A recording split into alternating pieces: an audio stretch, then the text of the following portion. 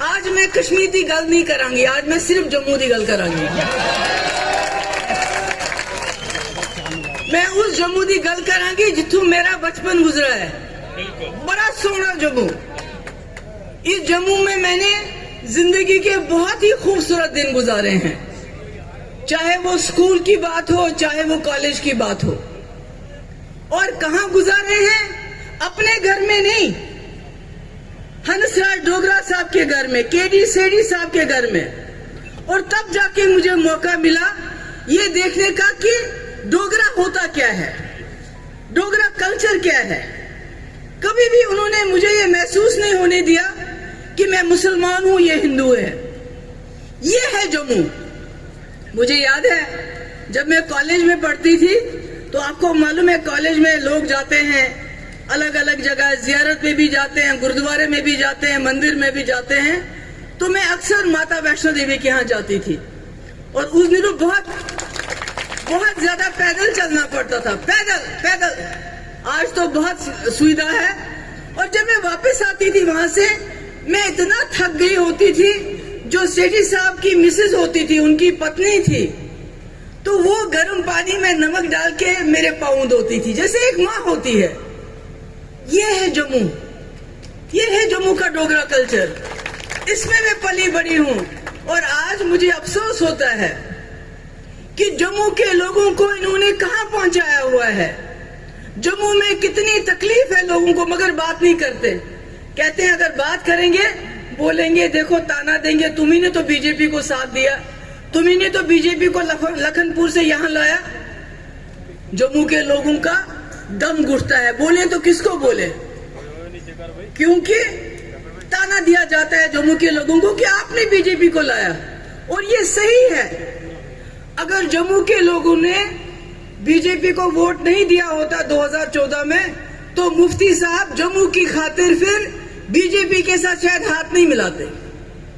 हो सकता है वाजपेयी जी का एजेंडा चलाने के लिए मिलाते, मगर मुफ्ती साहब ने बीजेपी के साथ इसलिए भी हाथ मिलाया कि जम्मू के लोगों ने उनको वोट दिया था।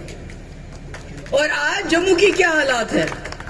अभी जो आपके ये आए थे अमीर शाह साहब, उन्होंने बड़ा खुलासा किया हमने यहाँ क्या क्या किया। मैं जम्मू के लोगों से पूछना चाहती हूँ, आज तक तो कहते रहे आपको कि कश्मीरी आपका दुश्मन है, 370 आपका दुश्मन है, 370 हटाएंगे सब ठीक हो जाएगा। यही कहा ना कि यहाँ दूध और शहद की जो है नदियां बहेंगी, यही कहा था ना कि आपका जो हिस्सा है वो कश्मीरी खाते हैं, यही कहा ना। और आज क्या कहते हैं? आज जम्मू वालों को कहते हैं हम आपको जम्मू का हिंदू चीफ मिनिस्टर देंगे, यही कहते हैं ना। चीफ मिनिस्टर क्या इनको बनाना है या आप लोगों को बनाना है? और ये तो बना सकते थे, लेफ्टिनेंट गवर्नर तो जम्मू का क्यों नहीं बनाया? जो आप बना सकते थे बीजेपी वालों, वो आपने क्यों नहीं बनाया? आपने लेफ्टिनेंट गवर्नर यूपी से, बिहार से, इधर से उधर से क्यों लाया? क्या जम्मू में इस काबिल कोई नहीं था? अरे किसी को ना सही तो करण सिंह जी को ही बनाते, महाराजा हरि सिंह, उन्हीं को बनाते। छुट्टी तो आपने उनके दादा परदादा के नाम दे दी, मगर उनको ही बना लेते, किसी और को बनाते, किसी बीजेपी वाले को ही बनाते। पर बनाते तो सही। आप तो कहते हैं चीफ मिनिस्टर बनाएंगे, वो तो लोगों ने बनाना है। अगर वो ना सही तो जम्मू का चीफ सेक्रेटरी बनाते। हाँ? क्या? खामोश हो जाइए। क्या जम्मू में कोई इस लायक नहीं है जो गवर्नर साहब का एडवाइजर बन जाता? कोई नहीं इस लायक, ताकि जम्मू के लोग उसके पास जाके उसको अपनी दुख दर्द सुनाते।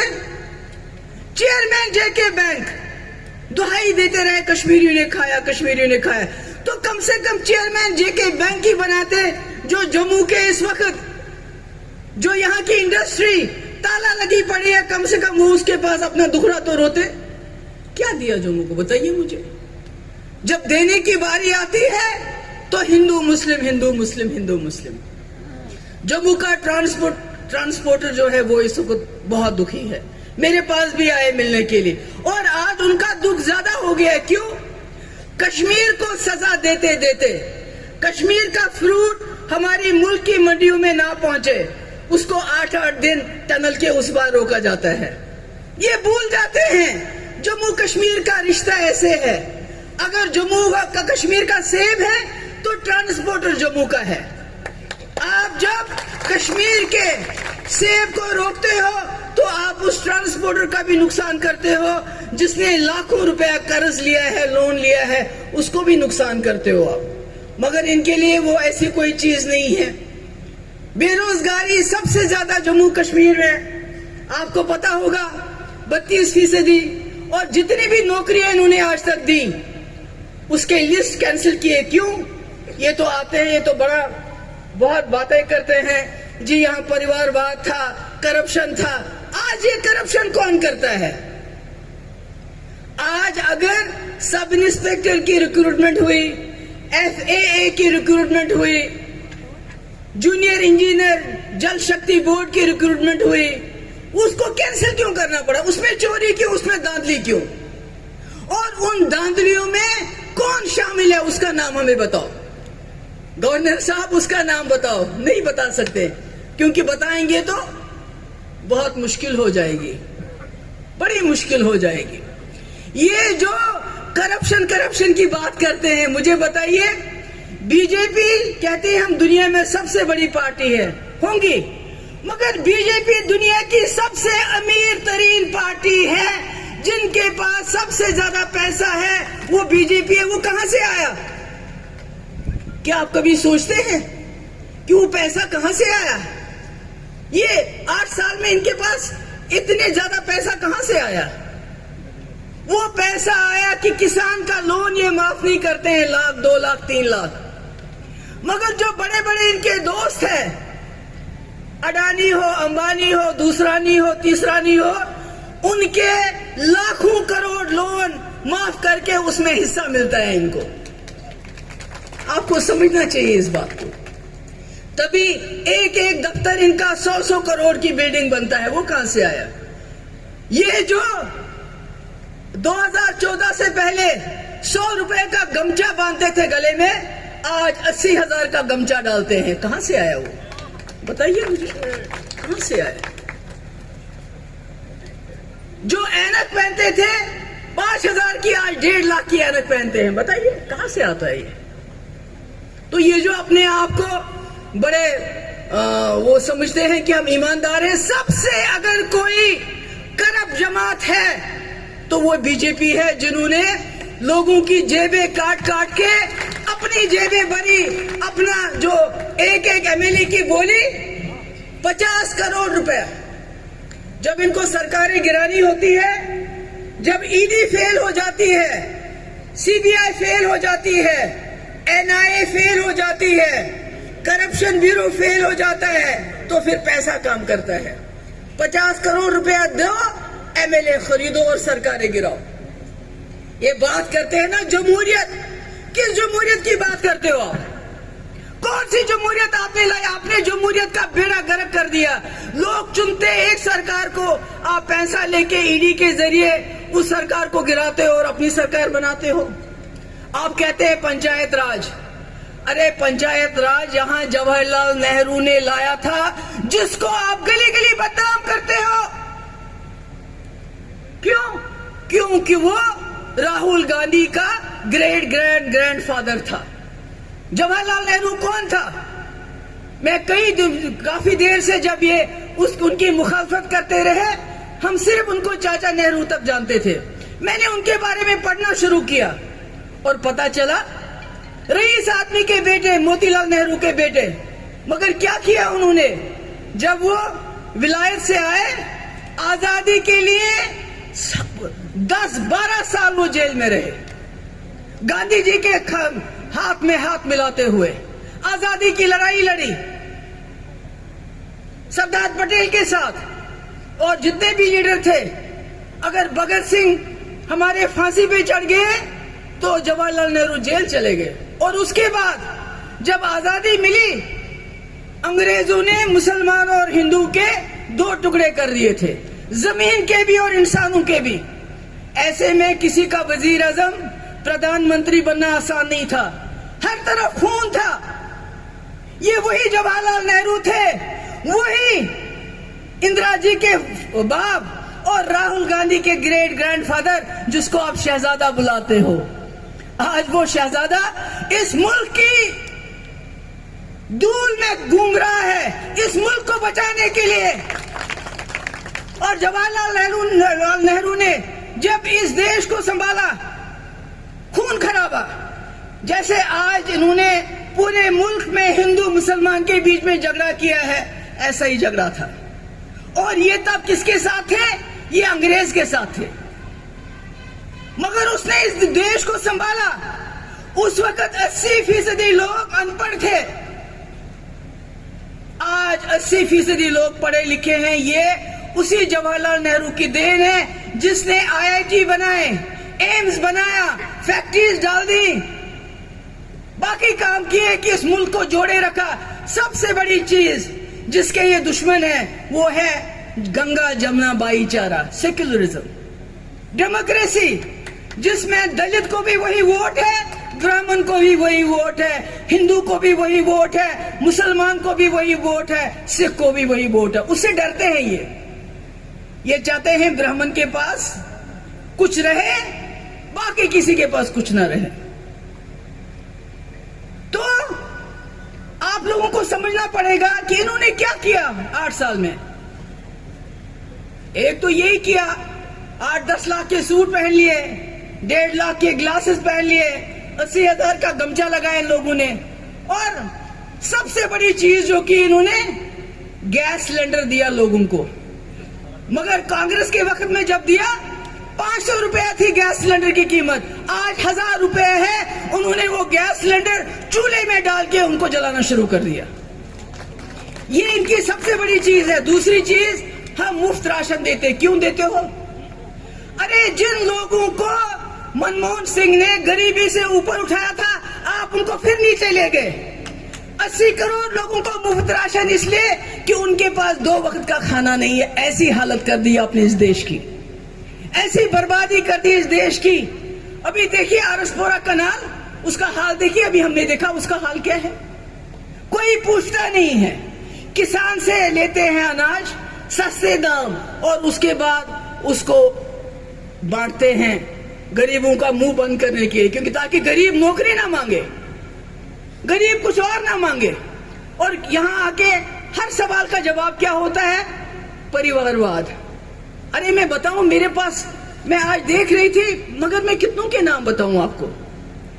इनके पास एक ही स्टेट में 16 ऐसे लोग हैं जो परिवारवाद हैं। पीयूष गोयल के बाप का क्या नाम है आपको मालूम है? वो किसका बेटा है? धर्मेंद्र प्रधान आपको पता है किसका बेटा है? अनुराग ठाकुर जो कहता है गोली मारो, वो किसका बेटा है? ज्योतिराज सिंधिया, उसका बाप कौन था? निर्मला सीतारमण का हस्बैंड कौन है?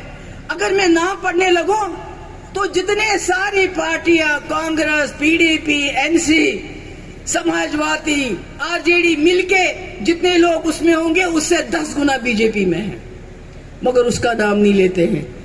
और इससे बड़ी बात, अमित शाह साहब, जब आप परिवारवाद की बात करते हो, शहजादे की बात करते हो, आपको अपना शहजादा जयशाह याद नहीं आता? हा? आपको अरुण जेटली जी का बेटा याद नहीं आता? आपको ज्योतिराज सिंधिया का बेटा याद नहीं आता? आपको अनुराग ठाकुर याद नहीं आता? आपको साहेब सिंह वर्मा का छोटा बेटा याद नहीं आता? मैं इनका नाम अलग क्यों ले रही हूं? ये कोई पॉलिटिक्स में नहीं है, बल्कि जो खेल है हमारे, जिनमें हमारे बच्चे दिन रात खून पसीना करके बैट उठाते हैं, बॉल उठाते हैं, खेलते हैं, उनकी बॉडीज में ये ऊपर बैठे हुए हैं ऐश करने के लिए। मुझे बताइए, जयशाह को बैट पकड़ना आता है क्या? आपने देखा है कभी? अरुण जेटली के बेटे को कुछ काम, कोई गेम खेलना आता है क्या? मगर क्योंकि इसमें हजारों अरबों रुपए इन खेलों में है, उनको वहां बिठा के रखा। याद क्या आता है? शहजादे, शहजादे। राहुल गांधी, राहुल गांधी तो ठीक है, राहुल गांधी और इनके शहजादों में क्या फर्क है? जय शाह में और राहुल गांधी में क्या फर्क है? अनुराग ठाकुर और राहुल गांधी में क्या, मैं बताती हूं क्या फर्क है। राहुल गांधी का बाप राजीव गांधी, जिसने इस मुल्क में 4 साल के अंदर जो इंफॉर्मेशन टेक्नोलॉजी है उस वक्त आईटी को लाया, जो आज आप देख रहे हो। इतना ही नहीं बल्कि अपनी जान दे दी इस मुल्क के लिए। मुझे एक बीजेपी का लीडर बताओ जिसने आजादी से पहले जेल गया हो, मुझे बताओ खुदा के लिए। जान तो बहुत दूर की बात है। इसलिए राहुल गांधी शहजादा है कि उसके बाप ने अपने प्राण त्याग दिए इस मुल्क के लिए। राहुल गांधी इसलिए शहजादा है कि बदकिस्मती से उसकी दादी इंदिरा जी ये बालाकोट चले गए। मुझे नहीं पता क्या कहना किया कि उन्होंने, ये तो किसी को भी पता नहीं है, पर बहुत उसमें जिन्होंने एक इलेक्शन तो जीत लिया ना।